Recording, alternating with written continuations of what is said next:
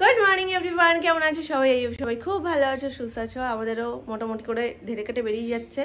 তো যাই হোক, আজকে ভেবেছিলাম যে টুকটাক কিছু স্কিন কেয়ার করবো, কারণ আমরা প্রথমেই অনেকদিন আগে থেকে আমি তোমাদেরকে বলেছি যে আমাদের পুজো প্ল্যানটা এবার একটু আগে থেকে, আগের বছরও মোটামুটি আমরা তৃতীয়ার দিন রাত্রে ঠাকুর দেখতে বেরিয়েছিলাম। তো এবারও পুজো প্ল্যানটা আমাদের একটু মানে এগিয়েই সেট করা ছিল, কিন্তু সোনাইয়ের শরীরটা যেহেতু খারাপ হয় মাঝখানে, যার কারণে একটু পেছানো হয়েছে জিনিসটা। সব থেকে হাস্যকর বিষয় যেটা, কালকে দুপুরবেলায় আমি বাপিকে বলেছি যে বাপি তোমাকে আমি ফেসিয়াল করে দেবো।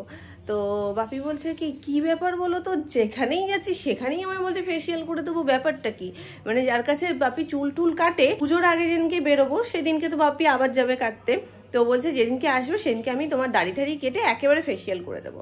তো সেও বলছে তুমিও বলছো, কেন কিছু কি হচ্ছে, আমার মুখে কি কিছু হয়েছে? মানে আমার হাসতে হাসতে পেট ব্যথা। আমি বলছি না, কিচ্ছু হয়নি, তোমার মুখ যেরকমটা সেরকমই রয়েছে, কিছু অসুবিধা নেই। আমি জাস্ট বললাম পুজো, আর যেহেতু তোমরা কোনো স্কিন কেয়ার করো না, আলাদা করে কোনো কিছুই মুখের জন্য করো না, বেসিক্যালি ছেলেরা কিচ্ছু করে না, আর দেখবে মানে তাদের ডিফারেন্সটা কতটা বোঝা যায়। হাতে যতটুকু ঢাকা থাকে ততটুকু সাদা, আর বাকি যেটুকু বেরিয়ে থাকে পুরো ট্যান করে কালো হয়ে রয়েছে। মামনির এই 3 পিসটা একটু মারতে হবে, কারণ এটা আমি 2XL পাচ্ছিলাম না, 3XL আমাকে নিতে হয়েছে।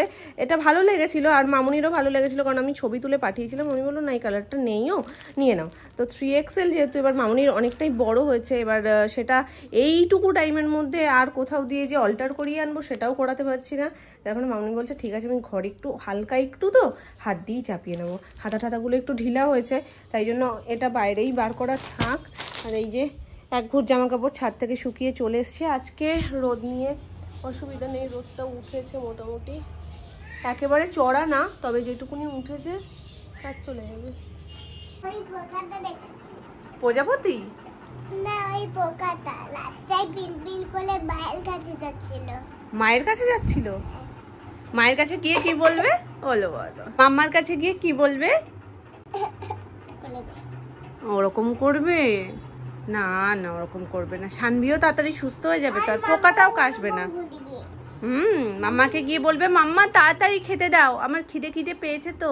হ্যাঁ মাম্মা, মাম্মা তুমি আমাকে খেতে দেবে না লাগছে রে। খেতে দেবো না? না খেয়ে থাকবে? আচ্ছা ঠিক আছে। এবার চুলটা বাঁধবো, নালে পুজোয় বেরোবো কি করে আমরা? চুলটা সুন্দর করে না বাঁধলে আমরা বেরোবো কি করে? আমি ভেবেছিলাম মহালয়া থেকেই ওকে নতুন জামাটা পরানো স্টার্ট করে দেবো। শরীরটা যেহেতু অতটা ভালো নেই, ওই জন্য আমি আর নতুন জামাগুলো পরাচ্ছি না, কারণ নতুন জামা পরানো মানে এখন ছোটোখাটো যুদ্ধ, এখন দরকার নেই, ও একটু রিল্যাক্সেই থাক, সুস্থ হয়ে যাক, তারপর নতুন জামা পরার সময় অনেক আছে। আর এক এক দিনে 5-6টা করে চেঞ্জ করবো। হ্যাঁ মাম্মা, পুজোর সময় এই চেঞ্জ করবো না বুড়ি। এই দেখো শানভি 2 লিখতে শিখে গেছে, এই দেখো আবার লিখে বলছে মাম্মা আমি 2 লিখেছি। লেখো। সকাল থেকে হালকা হালকা একটু একটু করে কাশছে, তো সর্দিটা তো আগে থেকেই ছিল, ওষুধ পড়ছে। ওটা ভেঙে গেছে মা, এক্ষুনি দাদুকে ডেকে দিচ্ছি, তারপরে তোমাকে কেটে দেবে পেন্সিলটা, ঠিক আছে? ওটা আমায় দাও, ওটা আমার হাতে দাও। এই পেন্সিলটা হাতে দিতে বলিনি, শীষটা হাতে দাও, শীষটা হাতে দাও। ওটা দিয়ে লিখতে পারবে না, পেন্সিলটা আবার কেটে দিলে তুমি ভালোভাবে লিখতে পারবে মা।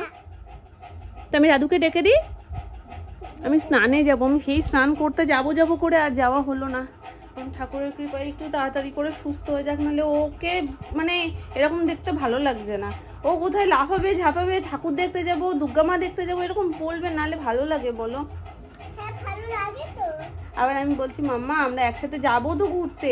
হ্যাঁ মাম্মা যাবো, মানে ও আমাকে মনের জোর দেয়, হ্যাঁ সব ঠিক হয়ে যাবে। 2 লিখেছো? ওই দেখো হাতটা সরাও দেখি, 2টা দেখেছো? 2ই লিখছে, 2, 3 এগুলো সব এখন লেখা প্র্যাকটিস করাচ্ছি। আর এই দেখো এখন সকালের থেকেও একটু ভালোই রোদ উঠে গেছে, আর রোদটার দরকারও। হ্যাঁ মামা এটা কি 1? হ্যাঁ ঠিক আছে, তুমি লেখো।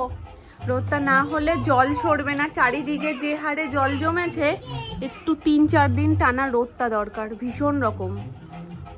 DIY টোটকা, হলুদটা চাপা পড়ে গেছে, বেসন আর সামান্য ময়দা দিয়ে দেবো, অল্প একটু জল, অল্প পড়লে হয়। এবার এটাকে পেস্ট বানাবো, চলো। একদম মনে হচ্ছে ওই যে দেখো সোনামা, দেখে মনে হচ্ছে কি ওই যে আম দিয়ে আমসত্ত্ব করার সময় যেরকম হয় পুরো প্লেটের মধ্যে। আজকে আমি তাড়াহুড়োতে প্লেটই নিয়েছি, বাটি আর ইয়ে হয়নি। তো এটা সোনামার আর বাপির। সোনামার যেটুকু লাগে নিয়ে নিক, আমি নিয়ে বাটি নিয়ে উপরে চলে যাবো। মাথায় দেখো ফেসিয়াল করতে বসেছে, মাথার মধ্যে পেনের কালি সোনাইয়ের। স্ক্রাব গরম কেন? কি গরম? আমার হাত গরম? মনে হচ্ছে গরম জল দিচ্ছে না? না না, গরম জল দেবো না।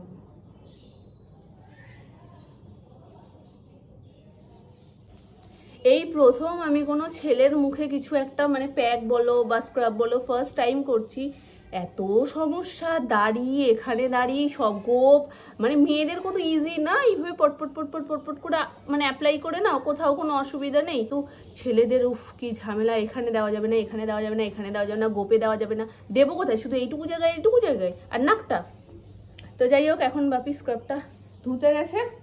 এরপর যেটা দেবো সেটা হলো এই যে ফেসিয়াল করার জন্য অফুরন্ত সময় থাকলে খুব ভালো হয়, কিন্তু সেই সময়টা নেই হাতে। তবে এটাতে এত ভালো কাজ হয় না, যার কারণে আমি ভাবলাম না এটাই করি। এটা মানে ঘরে যখনই সময় থাকে এই রকম একটা DIY যদি ট্রাই করো না, জাস্ট ম্যাজিকের মতন একটা রেজাল্ট পাবে। হলো, চলে আসো।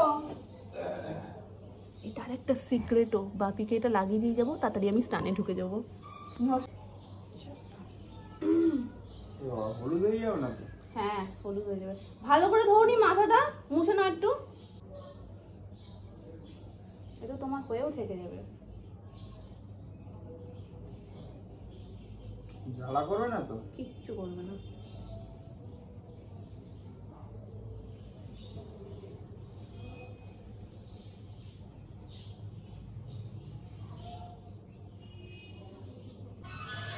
ওইটা গরম, এটা ঠান্ডা। কেমন লাগছে নিজেকে? দারুণ না? এইভাবে শুধু তুমি কাকাইয়ের সামনে একবার যাও। পকেট দিয়ে নাকি টাকাই বেরোচ্ছে না। দাও টাকা দাও,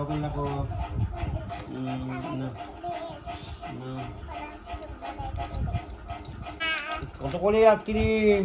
500 টাকা। এই 500 টাকা? আমার টাকা নেই তো। আচ্ছা দাও, আমাকে 500 টাকা দাও।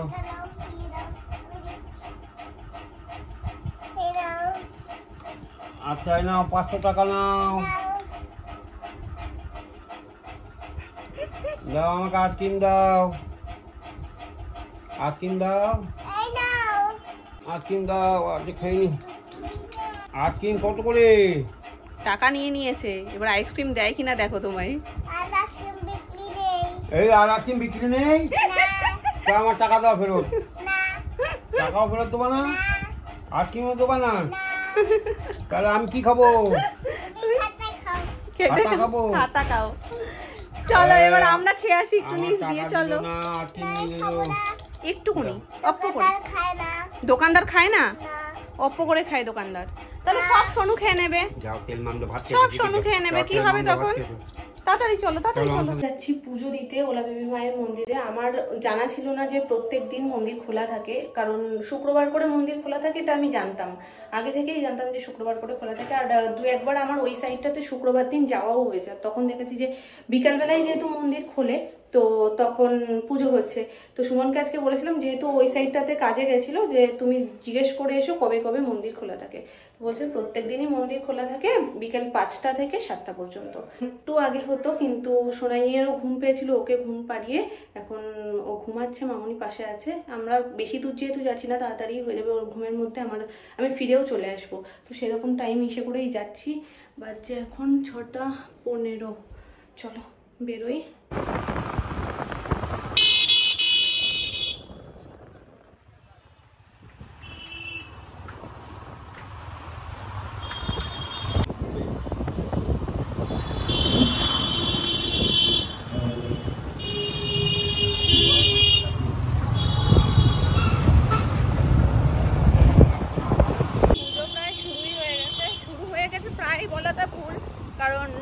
মানে মহালয়া থেকেই মোটামুটি ঠাকুর দেখা শুরু করে দিয়েছি।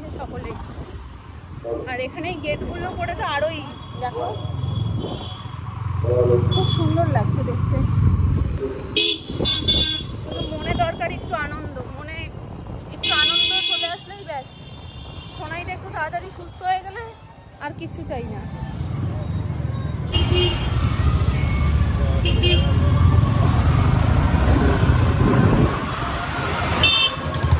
এসে গেছি মায়ের মন্দিরে।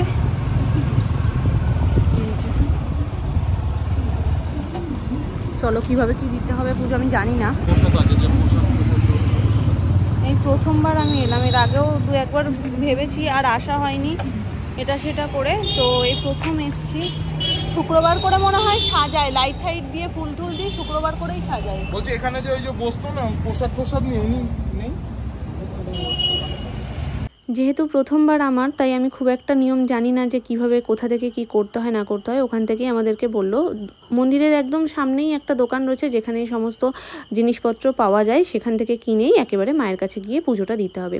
তো এখান থেকে ধূপকাঠি, মোমবাতি আর মায়ের প্রসাদ হয় বাতাসা, সেগুলো সব ভাগে ভাগে নিয়ে নিলাম, কারণ ভেতরে 3 জায়গা রয়েছে, যার কারণে 3টা আলাদা আলাদা জায়গায় করে ওনারা সব গুছিয়ে দিলেন। এবার ভেতরে গিয়ে পুজোর নিয়ম আমি জিজ্ঞেস করলাম, কারণ শুক্রবার করে একজন থাকেন, সেদিন জানি না নিয়ম আলাদা কিনা, কিন্তু আজকে নিজে থেকেই সব দিতে হবে। হয়তো শুক্রবারেরও নিয়ম তাই যে নিজে থেকেই সব করতে হবে, শুধু সামনে একজন থাকেন।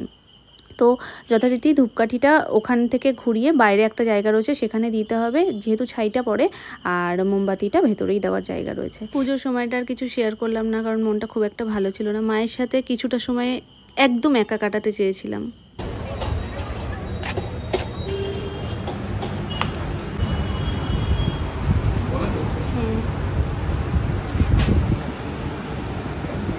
ওখান থেকে বেরিয়ে সোনাইয়ের জন্য একটু লাড্ডু নিয়ে তারপর বাড়ি ফিরছি। আর এখানের এই পুজোটা আমাদের খুব বড় করে হয় আর খুব সুন্দর হয়, প্রত্যেক বছরই খুব সুন্দর থিমে পুজো করে।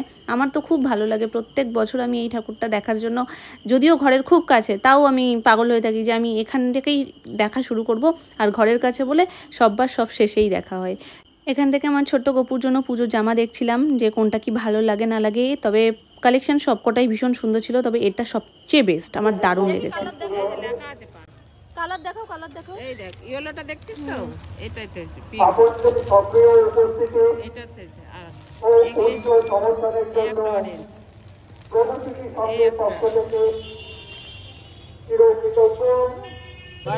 না না না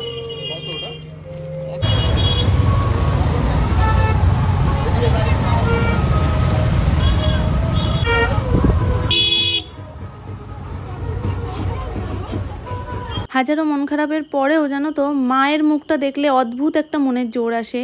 সত্যি আমার বলে না, এটা প্রত্যেকেরই হয়তো অদ্ভুত মনের জোর কাজ করে। মায়ের আগমনের এই সময়টা আমার ভীষণ ভালো লাগে। যখনই যেই অবস্থাতেই, সেটা মা দুর্গা হোক, মা কালী হোক, বা যে কোনো পুজোর আগে ঠাকুর আসার এই সময়টা আমার এত গায়ে কাটা দেয়, আমার এত ভালো লাগে। আমাদের এই যে কাছের যে পুজো প্যান্ডেলটায় ঠাকুর চলে এসছে, এতটুকুই চাই মাগো, তোমার আগমনে সমস্ত মন খারাপ মুছে গিয়ে আনন্দে ভরে উঠুক সবটা। দিনের শেষে মামনি এখন এই সময়টা বেছে নিয়েছে সেলাইয়ের জন্য। তুমি ওটা কেন করছো না, যেটা 3 পিসটা ওটা করে নাও। শোনার জন্য তখন যে জামাটা কিনছিলাম, এই দেখো